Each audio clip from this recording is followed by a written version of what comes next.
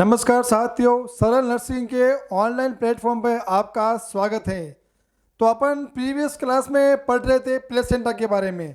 ठीक है, अपन ने प्लेसेंटा की नॉर्मल एनाटॉमिकल कंडीशन को जानी है ना, वो केस की क्या विशेषता है वो अपन ने साइज से बारे में अपन ने समझा। उससे पहले अपन ने एम्ब्रायोलॉजी के बारे में भी अपन ने पढ़ा, किस प्रकार एक जाइगोट से एम्ब्रायो से फीटस का निर्माण होता है, ये अपन सब ने पढ़ लिया है।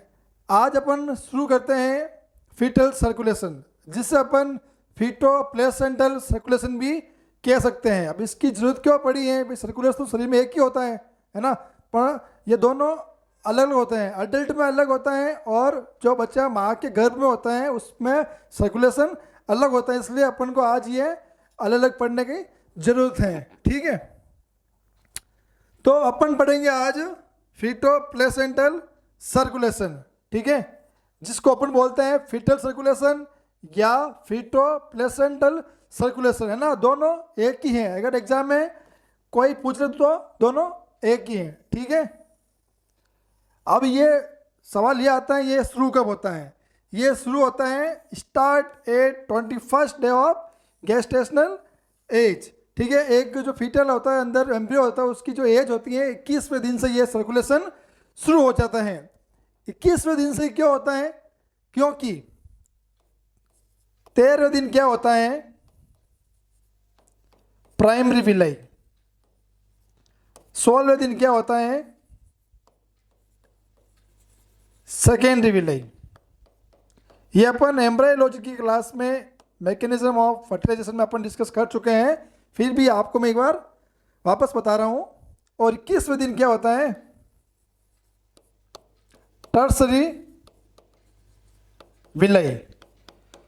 जैसा कि अपन डिस्कस कर चुके हैं कि प्राइमरी और सेकेंडरी ये जो दोनों विलय होते हैं ये होते हैं एवस्कुलर। ए मतलब एब्सेंट, वस्कुलर मतलब ब्लड, मतलब इसमें ब्लड का सर्कुलेशन नहीं है। ठीक है, तो ये होते हैं एवस्कुलर।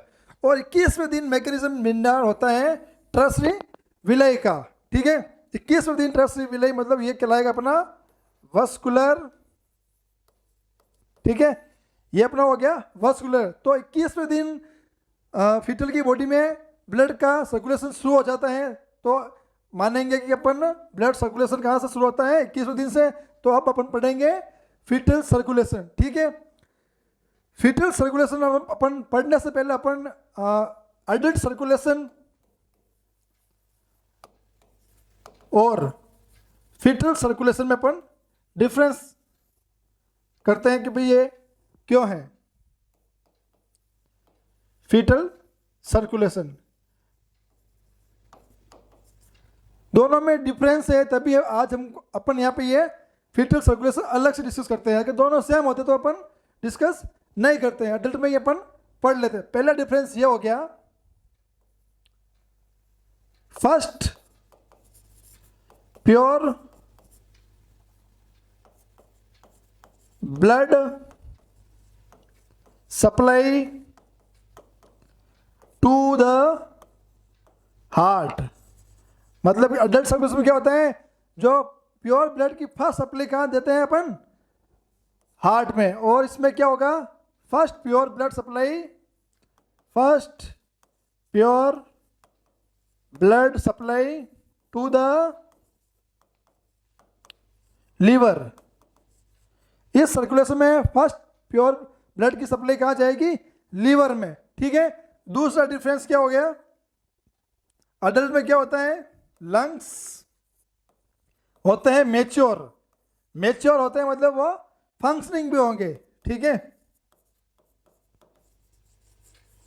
और फीटल सर्कुलेशन में क्या होता है? लंग्स क्या होते हैं? इमैच्योर।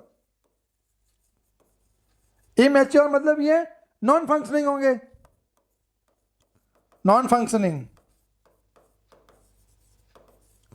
ठीक है, और तीसरा और लास्ट डिफरेंस अपना ये हो गया, absent of bypass channel. Bypass channel इसमें एब्सेंट होते हैं। बाईपास चैनल होते क्या है अभी अपन फीटल सर्कुलेशन में डिस्कस करेंगे। और फीटल सर्कुलेशन में क्या होता है, bypass channel present, bypass channel present. ठीक है, ये हो गए अडल्ट सर्कुलेशन और फीटल सर्कुलेशन में कुछ मुख्य अंतर, ये होती है भिन्नताएं, इसलिए अपन दोनों को अलग अलग डिस्कस करेंगे।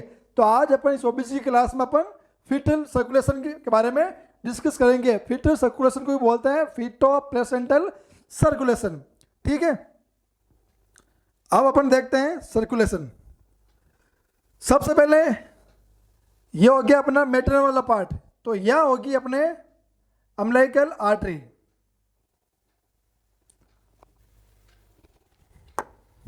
अम्बिलिकल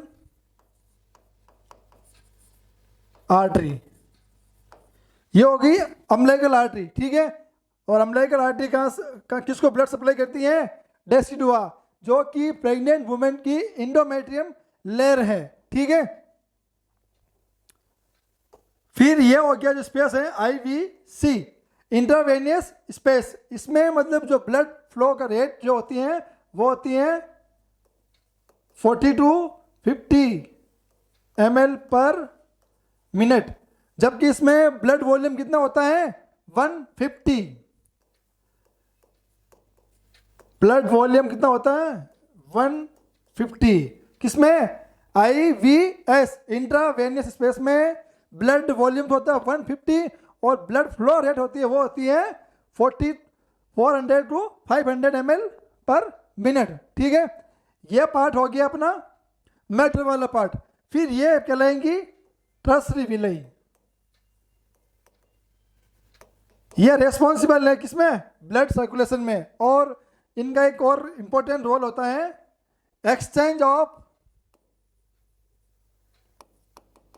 गैस एंड न्यूट्रिएंट, मतलब गैसों का आदान प्रदान, न्यूट्रिएंट्स का भी आदान प्रदान इस जगह होता है।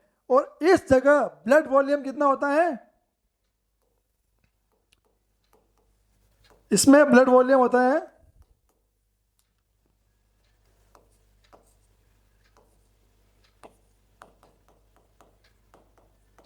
350 और जो फ्लो रेट होती है वो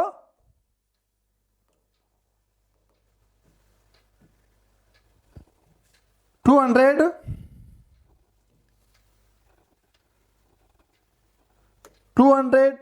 ml पर मिनट। ठीक है, ये तो अपन ने डिस्कस कर लिया है प्लेसेंटा वाला पार्ट। ठीक है, प्लेसेंटा अटैच किससे होता है, डेसिडुआ लेयर से, और प्लेसेंटा से फीटल वाला कौन सा पार्ट होता है, अम्बिलिकल कॉर्ड। तो ये हो गया अपना अम्बिलिकल कॉर्ड। ठीक है, अम्बिलिकल कॉर्ड क्या कंटेन करता है, 2 आर्टरी और 2 वेन। ठीक है, तो ये हो गए अपने, ये ऊपर वाले हो गए अपने लेफ्ट वेन और ये नीचे वाला हो गया अपने राइट वेन, और ये जो ये दो हो गए अपने अम्बिलिकल आर्टरी। ठीक है, फिर क्या होता है, जैसे ही गैसों का आदान प्रदान होता है और दोनों vein, right vein left vein umbilical cord से होते हुए फीटल तक पहुंचती हैं, तो 4 वीक पे क्या होता है, एक इवेंट होता है, एक घटना होती है 4 वीक पे। ये जो राइट वेन होती है, राइट वेन 4 वीक पे क्या हो जाती है, डिसअपियर। 4 वीक पर right when, right umbilical when disappear हो जाती है और लेफ्ट अम्बिलिकल वेन शेष रहती है। और जो लेफ्ट अम्बिलिकल वेन है उसमें जो ऑक्सीजन का सैचुरेशन होता है, जो मात्रा होती है वो कितनी होती है, 80%। जैसा कि अपन ने डिफरेंस में जाना कि जो फर्स्ट प्योर ब्लड है फीटल सर्कुलेशन में कहाँ पर जाता है, लीवर के पास। फर्स्ट प्योर ब्लड कहाँ जाता है, लीवर के पास। ठीक है, तो ये हो गया लीवर, ये हो गया लीवर। ठीक है, लीवर, और ये जो अपनी वेन है, लेफ्ट वेन है, ये कनेक्ट किससे होगी, IVC, inferior vena cava. Inferior vena cava का जो मेन फंक्शन है वो लोअर बॉडी पार्ट या लोअर एक्सट्रीमिटी से blood supply right atrium of heart को पहुंचाती हैं। तो ये है IVC किससे कनेक्ट होगी? लेफ्ट अम्बिलिकल कॉर्ड से। ये हो गया अपना first bypass channel. First bypass channel. और फर्स्ट बाईपास चैनल का दूसरा नाम हो गया डक्टस वेनोसस। ठीक है, फर्स्ट बाईपास चैनल का नाम हो गया डक्टस वेनोसिस। ये किससे कनेक्ट होता है? लेफ्ट अम्बिलिकल वेन और IVC इंफीरियर वेना केवा से कनेक्ट होता है। और ये फिर अपना जो ब्लड है दोनों एक साथ मिला के ये जाते हैं हार्ट के चैम्बर के पास। हार्ट के 4 चैम्बर होते हैं, ऊपर वाला एट्रियम और नीचे वाला वेंट्रिकुलर। ठीक है, ये हो गया राइट, ये हो गया लेफ्ट, ये राइट वेंट्रिकल, ये लेफ्ट वेंट्रिकल। तो IVC ये फर्स्ट बाईपास चैनल है जो अपना ब्लड IVC के माध्यम से राइट एट्रियम तक पहुंचाएगी। ठीक है, फिर यह होता है फोरामेन ओवल। ठीक है, ये हो गया फोरामेन ओवल। ठीक है, फोरामेन ओवल को अपन बोलते हैं second bypass channel. Second bypass channel. ठीक है, इसका क्या रोल है? 2/3 पार्ट का ब्लड ट्रांसफर करता है। किस में करता है? लेफ्ट एट्रियम के अंदर। लेफ्ट एट्रियम के अंदर 2/3 पार्ट ट्रांसफर करता है और शेष बचा हुआ 1/3 पार्ट राइट वेंट्रिकल के अंदर आता है। ठीक है, राइट वेंट्रिकल के अंदर आता है। और जैसा कि राइट वेंट्रिकल से अटैच होती है पल्मोनरी वेंस, तो पल्मोनरी आर्टरी होती है और पल्मोनरी आर्टरी उस फिटल में लंग्स इमेच्योर होता है, लंग्स नॉन फंक्शनिंग होता है। तो क्या होता है, यहाँ बनता है एक बाईपास चैनल पल्मोनरी ट्रंक और अरोटा के मध्य। ये हो गया अपना third bypass channel. Third bypass channel. ठीक है, और ये किससे कनेक्ट होता है? अरोटा और पल्मोनरी आर्टरी से। तो इससे अपन बोलेंगे डक्टस आर्टियोसिस। ठीक है, ये हो गया थर्ड बाईपास चैनल जिसको अपन बोलेंगे डक्टस आर्टियोसिस। ठीक है, फिर क्या होगा? लेफ्ट वेंट्रिकल से जो ब्रांच निकलती है वो होती है अरोटा, जो लार्जेस्ट आर्टरी है इन द ह्यूमन बॉडी। ठीक है, अरोटा यहाँ। ठीक है, फिर क्या हो गया? ये आर्च ऑफ अरोटा, फिर अरोटा ऊपर की ओर जाएगी।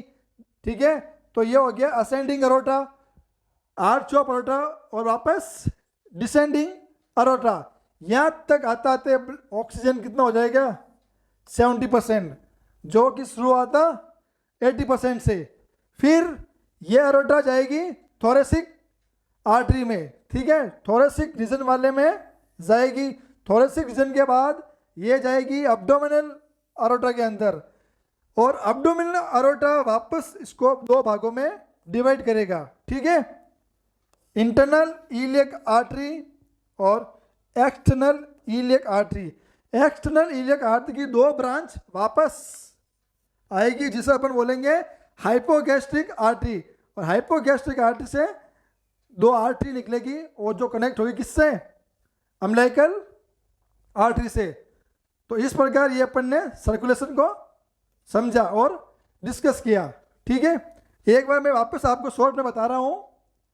लेफ्ट वेन, राइट वेन तो 4 वीक बाद डिस्पेयर हो जाएगी। लेफ्ट वेन अपना प्योर ब्लड लीवर के पास देगी। ये कनेक्ट होती है IVC से। ठीक है, जिसको अपन बोलते हैं फर्स्ट बाईपास चैनल, जिसका दूसरा नाम है डक्टस वेनोसिस। ठीक है, ये IVC कनेक्ट होकर जो प्योर ब्लड है वो राइट एट्रियम के अंदर ट्रांसफर करेगी। और यहाँ होता है फोरामेन ओवल, ठीक है, जिसका दूसरा नाम है सेकेंड बाईपास चैनल। ये 2/3 पार्ट ऑफ ब्लड ट्रांसफर करता है किसमें, लेफ्ट एट्रियम में। और लेफ्ट एट्रियम से ब्लड आता है लेफ्ट वेंट्रिकल में, ठीक है। ये लेफ्ट वेंट्रिकल से ब्लड होते हुए असेंडिंग एरोटा के माध्यम से डिसेंडिंग होते हुए थोरेसिक कैविटी के अंदर थोरेसिक आर्टरी में जाएगा। फिर ये एक ब्रांच इसकी जाएगी एब्डोमिनल एरोटा के अंदर, और एब्डोमिनल एरोटा के अंदर दो ब्रांच में ये डिवाइड होगा, इंटरनल इलियक आर्टरी और एक्सटर्नल इलियक आर्टरी। ये वापस दो भागों में डिवाइड होगा, हाइपोगैस्ट्रिक आर्टरी, और ये दो भागों में कनेक्ट होकर अम्बिलिकल वेन, अम्बिलिकल आर्टरी बनेगी, राइट और लेफ्ट अम्बिलिकल आर्टरी। तो इस प्रकार जो ये अम्बिलिकल वाला रीजन है, ये टोटल 4, 2 वेन और 2 आर्टरी कंटेन करता है। और जो राइट वेन होती है वो 4 वीक के बाद फीटल सर्कुलेशन में डिसअपियर हो जाती हैं। नोट कर लीजिए, ये सर्कुलेशन एग्जाम की दृष्टि से बहुत ही इंपॉर्टेंट है। अब अपन डिस्कस करेंगे बाईपास चैनल क्या क्या होते हैं, ठीक है। जैसा कि अपन ने डिस्कस किया डक्टस वेनोसिस, ठीक है, ये क्या था अपना फर्स्ट बाईपास चैनल, ठीक है।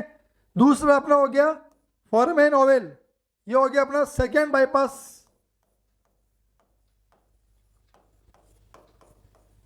चैनल, ठीक है। और ये थर्ड कौन सा था अपना आर्टरियोसिस, डक्टस आर्टरियोसिस, ये अपना हो गया थर्ड बाईपास चैनल, ठीक है। एक एक के लेके अपन डिस्कस करेंगे। तो सबसे पहले अपन डिस्कस करेंगे डक्टस वेनोसिस क्या होता है। डक्टस वेनोसिस जैसा कि अपन ने पढ़ा देखा डायग्राम के माध्यम से, डक्टस वेनोसिस किससे कनेक्ट होता है, आईवीसी और अम्बिलिकल वेन। और अम्बिलिकल वेन कौन सी, राइट या लेफ्ट, लेफ्ट अम्बिलिकल वेन, क्योंकि राइट अम्बिलिकल वेन होती है वो 4 वीक के बाद डिसअपियर हो जाती हैं। तो लेफ्ट अम्बिलिकल वेन से ये कनेक्ट होगा, ठीक है।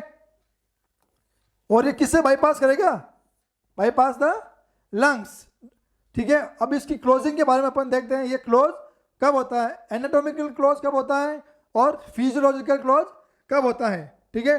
तो फिजियोलॉजिकल जो क्लोज है ये होता है कब, 5 मिनट आफ्टर बर्थ,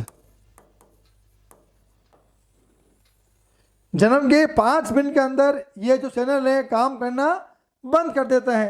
और एनाटॉमिकल क्लोज कब होगा, एनाटॉमिकल क्लोज होगा ये 7 डेज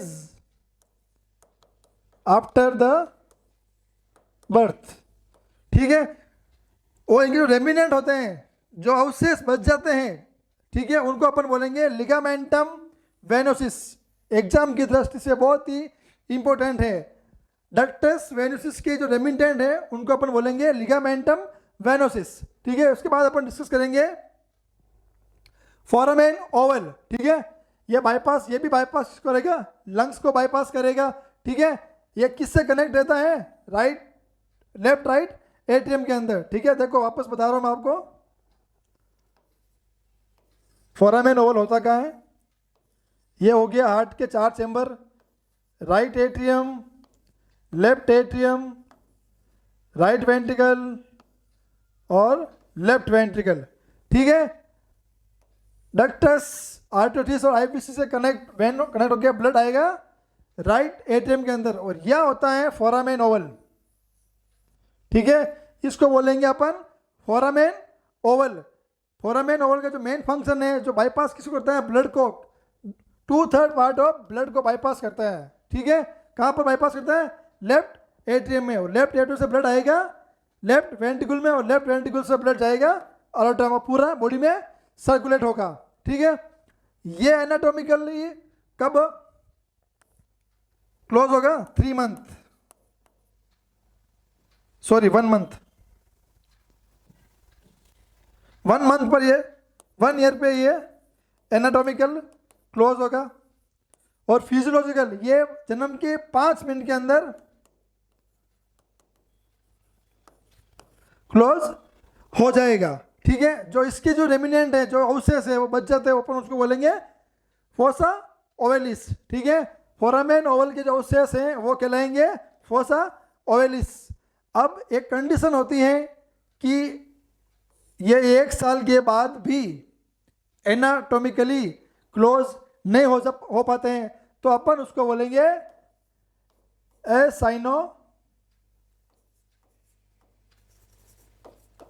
असाइनोटिक हार्ट डिजीज। जब अपन फीटल डिसऑर्डर डिस्कस करेंगे उसके बारे में, अपन असाइनोटिक हार्ट डिजीज के बारे में अपन डिस्कस करेंगे। जब फोरामेन ओवल 1 साल के अंदर क्लोज नहीं हो पाता है, failure to close of foramen ovale called acyanotic heart disease. ठीक है, उसके बाद अपन डिस्कस करते हैं डक्टस आर्टरियोटिस। ठीक है, यह किससे कनेक्ट रहता है? पल्मोनरी आर्टरी या पल्मोनरी ट्रंक। ठीक है, यह किससे कनेक्ट होता है? पल्मोनरी आर्टरी और अरोटा से। ठीक है, यह भी किसको बाईपास करता है? लंग्स को। और यह क्लोजिंग, यह भी 5 मिनट आफ्टर बर्थ, और एनाटॉमिकली ये क्लोज होगा 3 मंथ पे।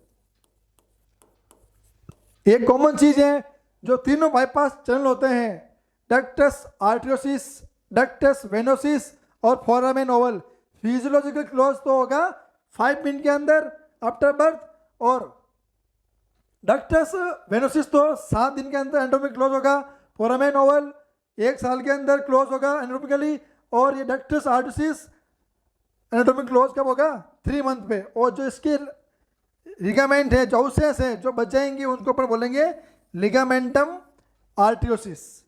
ठीक है, इसमें आपको कोई कंफ्यूजन नहीं होना चाहिए। उसके बाद अपन डिस्कस करेंगे अम्बिलिकल आर्टरी और अम्बिलिकल वेन कब क्लोज होते हैं। ठीक है, तो फर्स्ट क्लोजिंग होगी